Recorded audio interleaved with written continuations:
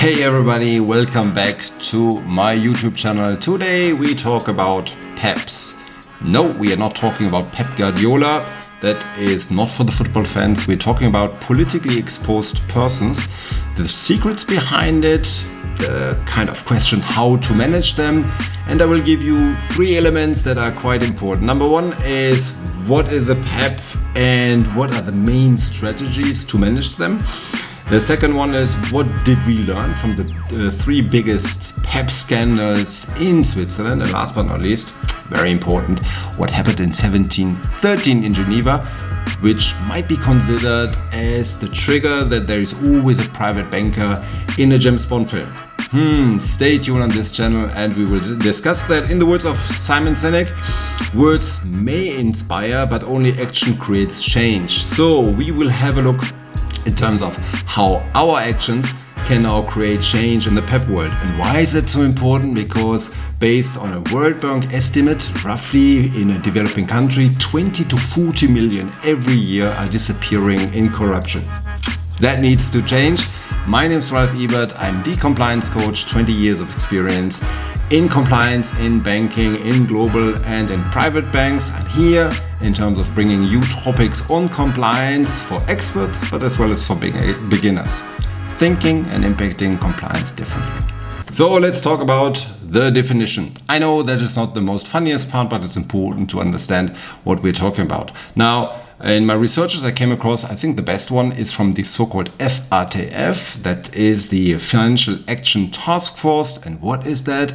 That's an organism as a subgroup of the OECD, and it works or focuses in particular on money laundering and terrorist financing. And they have come up with the following definition. A politically exposed person is a person who is or used to be entrusted with a prominent public function whose power could be misused or to commit crimes like bribery, corruption, money laundering, terrorist finance, and other criminal activities.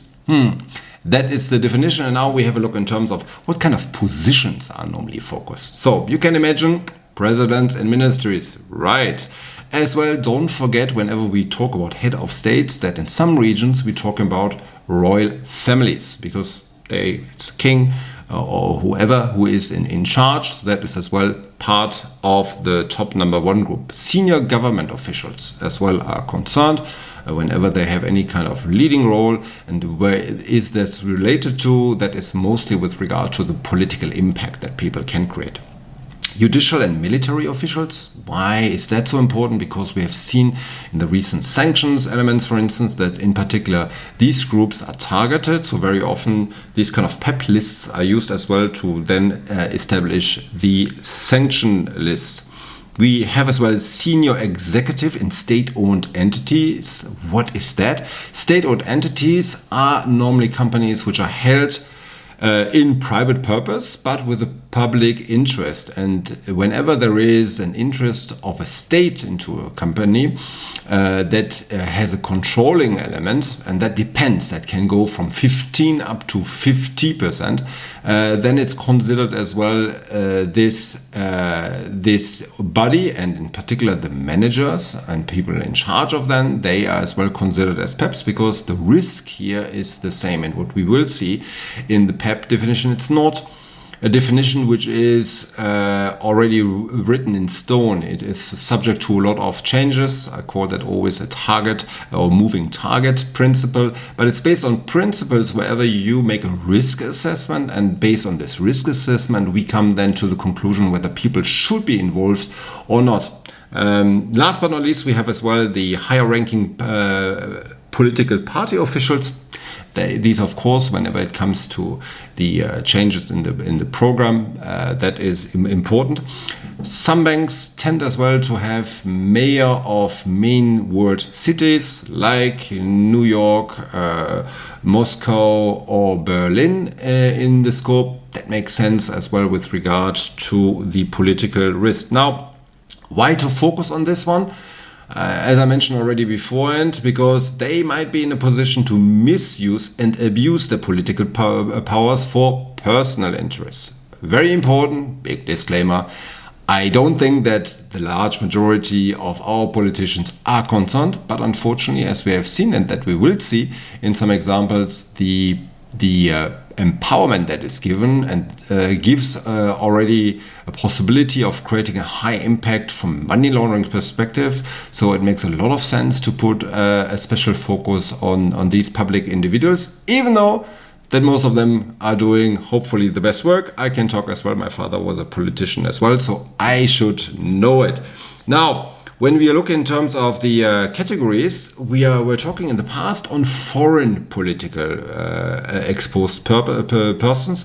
That has changed over the time, and nowadays nearly all sources in the different jurisdictions include two other forms as well. The domestic PEP, that means whenever you have somebody who is being in a senior role, prominent role of in the local government, that as well is considered, because the likelihood that the risk related to PEPs is the same, is equal. So that makes a lot of sense. And unfortunately, we have seen the same elements with regard to international organizations, whether these are sport federations. FIFA is unfortunately a bad example, but as well as Olympic committees. When it comes to, and me as a German, I'm of course involved when it came to 2006, the World Soccer, when it was allocated to Germany. That raised as well some scandals behind it. So these individuals as well are on a specific focus. As I mentioned beforehand, unfortunately, it's not a one-size-fits-all approach. So you need, in your due diligence, and we come to that in a second, always ensure that it is in line with your local requirements and as well with your local policy, or what we sometimes call as well our risk appetite. So these are the elements when it comes to the certain PEP definitions and PEP categories. Now let's talk about the PEP regulatory framework. In essence, there are two sources. Number one is the primary sources. So, for example, the Anti-Money Laundering Act, the Anti-Money Laundering Ordinances, acts normally with the principled approach, what you need to do as an institution, and then the ordinances with the more finer granularity of how to do it in particular. What are the certain criteria, thresholds to define, etc. So these are the primary sources. And that, I think, is regardless of in which jurisdiction you're working, a little bit the same approach. Now, the secondary sources are even more important because they are coming from organizations and institutions that are dealing either from the AML side or either from the banking side. AML side, for instance, Wolfsberg Group, a consortium of different global banks that have given themselves specific guidelines, questionnaires, etc. Notably for the PEPs, the last questionnaire of the Wolfsberg Group dates in 2017 and provides really substantial elements on all questions related to this one.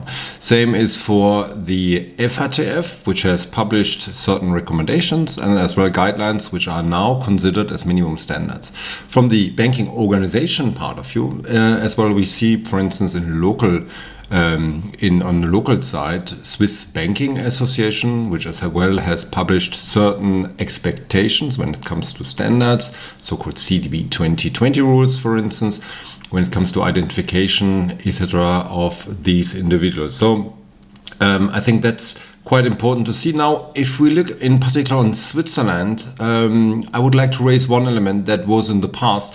Because people are always telling that PEPs, the whole problem has just only occurred in the Arab Spring, roughly in 2011. That's so not right. And we will unfortunately see that scandals with PEPs in Switzerland have been already taken up largely beforehand. But very important is that, for instance, already the first Act for illicit assets was drafted and published in 1986 in Switzerland. It took, however, 30 years in terms of bringing that from a constitutional level into a specific law level, which of course made the whole principles of how to act and in which sense states can be supported whenever they have requests of illicit assets booked in Swiss banks. So that was a complete game changer. And that was then in July 2016, when the Federal Act on Freezing and the Restitution of Assets held by foreign political persons was established. Very interesting discussions that I participated in. And I think the product as of today shows as well that whenever we come into a coordinated approach between regulator and financial institutions, the outcome here, a law, can be quite mindful and quite powerful. Now let's talk about the risk management of PEPs. What does that mean for a financial institution whenever you have identified PEP? I find in my research is a funny interview quote that I really would like to share with you, where apparently a Swiss banker witnesses never write anything down that could expose an account that is non-compliant, and never ask a question you do not want to know the answer to. That's certainly not the approach that we should have as of today, but it's, I think, a very excellent exercise in terms of when it comes to due diligence. That is normally what all regulations, whenever it comes to PEPs in particular, will ask for, and even what we call the EDD, that's meaning the enhanced due diligence, and how is that to be applied. And I just will give you a little bit a quick walkthrough of how is that done in financial institutions. So I think what's quite essential to the part is, and those of you who have listened as well to one of my other podcasts when it comes to the year 2024, the year of the elections, you will see that the PEP status is very volatile, meaning elections are taking place all the time, and meaning the PEP status can change immediately. And so a bank needs not only to know for the onboarding of new clients, but as well for the existing clients to know, is my client still a PEP or is he now a new PEP? So how is that to be done? You will not see compliance officers on a permanent level 24 hours looking into Google on the different parliamentary sites to understand whether somebody is elected or not. For this one, as always, banks are normally using specific products. I will not name any kind of the competition, but these are kind of commercial databases, tables, which are used to check is somebody so-called politically exposed persons. However, being honest, and as we have seen beforehand, it depends always on the local regulation and of how the bank applies its approach, meaning the only thing that somebody is on the list might be an indicia, but it might be not per default a definition that that person is a PEP. So whenever in the onboarding processes you have a new client, what's normally done is that these kind of checklists are taken into consideration, whether there is a PEP nexus, as we call it, and then this PEP nexus is identified and normally searched. And I think that's quite important, very much so in terms of, is it only one political exposure or are there further political links? Meaning, is somebody only linked to one party, one individual? Is it more? Is he a PEP or so-called PEP associate? Remember what we said beforehand. So these are the links that you need to characterize and formalize in terms of then stipulating on what is the particular risk and how you can mitigate it. And what I typically do is I create these kind of circles where you look in terms of the inner and the outer circle in terms of where is the influence of the PEP really related to, what are the individuals and situations that might occur, so that you have a holistic PEP management from the beginning. So that's normally done in the identification part. And of course, whenever you have that, you will have as well dispose on so-called adverse media screening. These normally is as well undertaken by specific vendors in the market, as well with AI technology. I've already done some elements on this one, but will certainly do in the near future. So in terms of being always ahead of the game, whenever something occurs, some negative news, corruption allegations are in the press, that you can interact immediately on your client in terms of doing so. So the important part here is really the life cycle management, not only the onboarding or in the review or whenever you end a relationship, but over the whole kind of life cycle. And this kind of ongoing monitoring, of course, will then play a role whenever it comes to transaction monitoring, to see is that really in line and where is the money is coming from. So my particular advice here is have always a look in terms of whether third parties are involved, and that element is here taken into consideration or not. And last but not least, every year you have to do this reapproval of the relationship, and that has to be done by senior management. And in particular, supervisors are very much looking into, is the relationship being followed, as well on the executive board level and on the top management level. So what normally banks are doing as well, at least once a year, they give even anonymously, but a PEP reporting in terms of the exposure, not specifically of who do you have in your portfolio, but how is the PEP exposure in general to be aligned. And that is very often as well part of what we call the risk appetite strategy. So that is in a nutshell of how PEPs are on a life cycle management monitored by financial institutions. So what are the typical challenges when dealing with PEPs? Now, as I mentioned beforehand, there is the dynamic nature of PEPs, being elected or not, mandate ends, etc. And very often you need to take into consideration what kind of role the PEP has. Meaning, if you take a head of state, it is very likely that this person has for all his remaining lifetime the possibility to influence people due to his or her network. So very often banks apply the once a PEP, always a PEP, especially or PEP lifetime status for those kind of very prominent PEPs, in order to ensure that they are monitored regardless of whether they have lost their mandate. And to a certain extent, that makes sense if you look from a risk-based approach level on this one, because the associated role with or the empowerment of the function is so important that makes sense to really put that into consideration.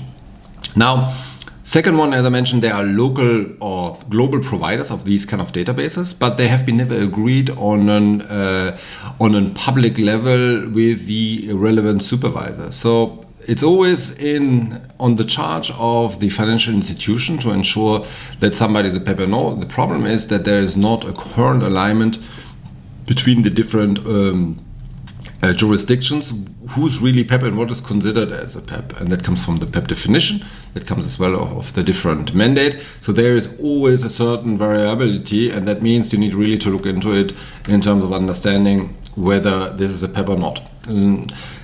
One point that I think it's very important to mention is have always a look in the sources, meaning that somebody is mentioned as a PEP in one source does not mean that he really is a PEP. And I think especially in the role of a compliance officer is very important, the analytic part when it comes to the assessment of the quality, accurateness, trustworthiness of the source. Because very often in today's time with AI as well as with the global information system, you will see one article that's displayed over 15, 16 or even 1600 platforms.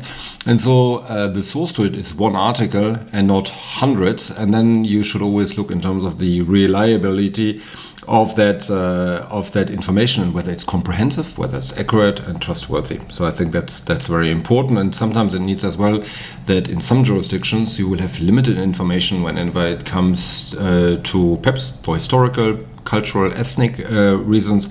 So that has an impact that governance structures are less transparent, and that means further work to be provided and to be allocated in terms of finding that out. And that kind of problem for the information quality has an impact because it creates a lot of resource requests on compliance side, as well as false positive when it comes to matches, for instance. And so the better you calibrate your system for screening, the better it is. And that as well is a permanent level. It's not a one fit and then it's done forever. You need always, even on a yearly basis, to assess whether your control system, your PEP screening is effective, is in place, whether you had misses into the game, and then trying of how can you improve that and reallocate that. So I think that are the most important parts when it comes to the different challenges where compliance officers are exposed. Regardless of that, I think with a certain kind of expertise, and as soon as you are working in that field, we have a good chance as well to capture all these elements and to be ahead of the game whenever it comes to the PEP identification and the PEP assessment as such. So let's talk now about the fun part. It's a little bit over exaggerating. It comes about the real cases in Switzerland. As I mentioned in my intro, we have focused on the 3 top cases, but I could have presented you 15 cases because they are all quite colorful, how to say. And already, if you look on the most prominent cases that has happened over the last decades in Switzerland, the country or the jurisdiction portfolio is quite enormous. You have Africa with Congo, Haiti, Ivory Coast, Mali, Nigeria, Zaire. You have in the CIS countries, Kazakhstan, Ukraine, Uzbekistan, in the Middle East, Egypt, Libya, in the LATAM region, of course, Mexico, Peru, Brazil, and Southeast Asia is as well represented, Malaysia and Philippines. And what does it mean? It means that PEP is not a regional or local problem, it's a global problem and you need to be ahead. What does that mean as well is with regard to the different languages in your teams, you need to ensure that people have as well the local understanding, or what we would say the intercultural understanding of how people behave and how they move. Now, when we look on the numbers, you know that I'm always fact-driven. It's very interesting. Between 1986 and 2018, Switzerland reportedly reimbursed more than 2 billion of stolen assets. That's quite enormous. Now, what does it mean? So with 2 arguments for that. One argument number 1 is Switzerland is a very secretive country, so you go to. I don't subscribe at all to this one. I think the effectiveness today of the identification and of what I mentioned before, the asset restitution, makes that Switzerland is capable today to identify these assets and to reinstate them or restitute them to the right individuals and clean up this kind of hidden place for dirty money. Now, my top 3 in Switzerland and that is moreover in terms of the numbers and the volumes that generated, not in terms of the years. We have unfortunately 2 African and 1 South Asian element. Mobutu from Zaire was already the first one. His dictator as well as family have roughly had 10 million of Swiss francs blocked in Swiss accounts. Those one that has been identified and was already one of the larger schemes that have been taken up. Number 2 is the former President Marcos of the Philippines. That dates already back in the 90s, where really then the PEP elements came up. They have been really involved with himself and especially his wife. The couple is believed at the time to have siphoned as much as 10 billion of US dollars from the Philippines during the period where Ferdinand Marcos was president of the Philippines. However, when he ended in 86, only or roughly 683,000 US dollars have been subject to asset recovery in Switzerland. So if you see about terms of estimation and what is then the real money that has been identified, very often a huge gap.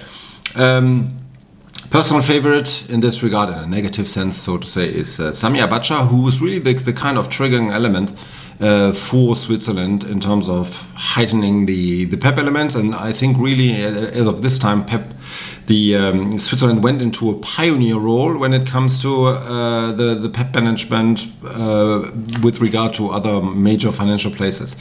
Now the numbers are quite impressive as well. He is believed to have stolen roughly 4.3 billion USD in office during 5 years, which is quite amazing, as of 83.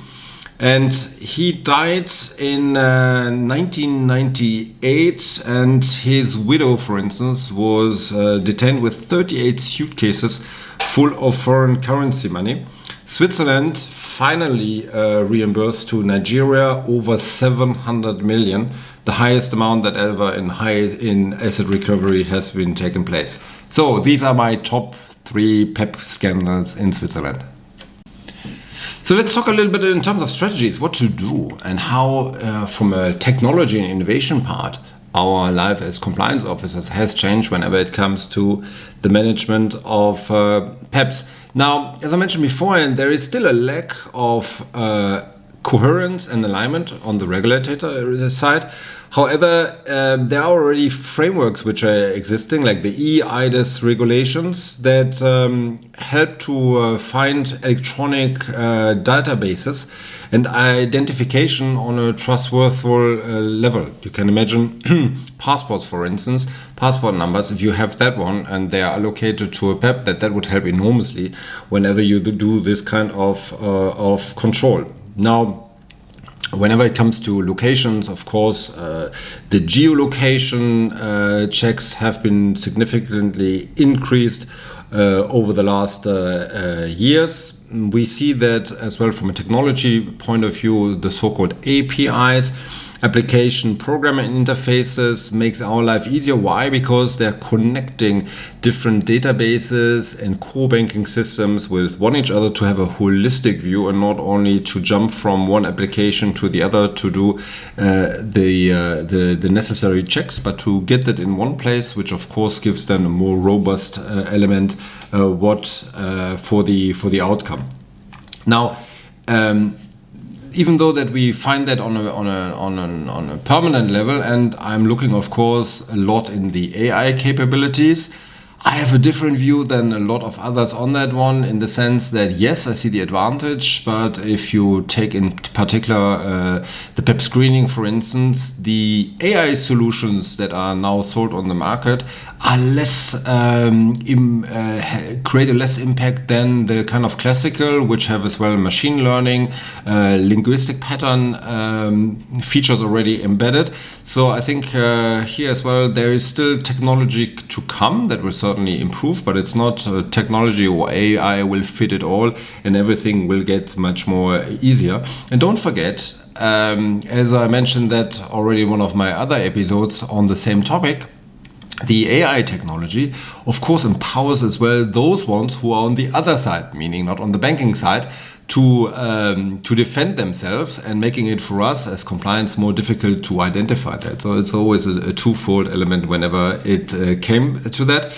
And of course, what I think it's very important is that there are several supervisors which are really taking an active part in terms of bringing technology to the table from a regulatory framework, but as well from operational working groups to help banks among each other and defining certain standards which is expected. And that helps, of course, banks to develop that as well.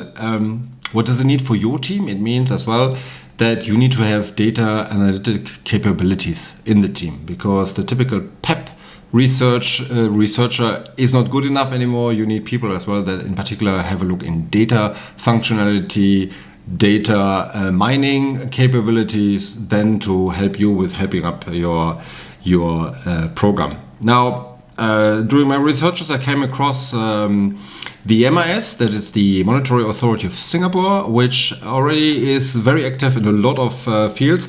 And they are having set up the principles to promote fairness, ethic, accountability and transparency, the so-called FAIRT, in the use of artificial intelligence. And I find that very good in terms of how can banks be enabled to use the technology, and that in a, let me say, ethic mindset and data protection environment, so that you can really use that with an effectful but on a need-to-know principles for this one. That apparently has shown already a higher impact for PEP screening when it comes on the medium level, not on the top level, but on this part. So that is in essence the kind of innovations which are currently out of the market, still to be continued. Now the last part, and I think some of you have absolutely waited only on that level, is in what happened in 1713 in Geneva that has contributed to the fact that Swiss banks or Swiss bankers are a main part in James Bond films.